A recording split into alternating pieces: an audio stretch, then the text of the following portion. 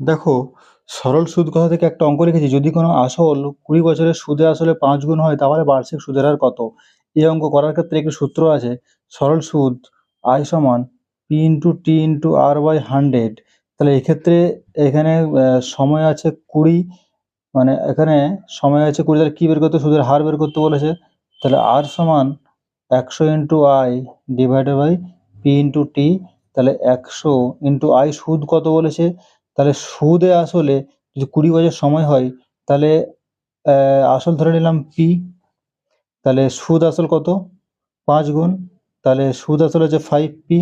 তাহলে এখান থেকে সুদ কত হবে, তাহলে 5p থেকে পি বিয়োগ করব সমান 4p। তাহলে আই হচ্ছে 4p divide by P into T আছে 20, পি কেটে গেল, 4 5 20, 5 20 100 সমান 20% সঠিক উত্তর।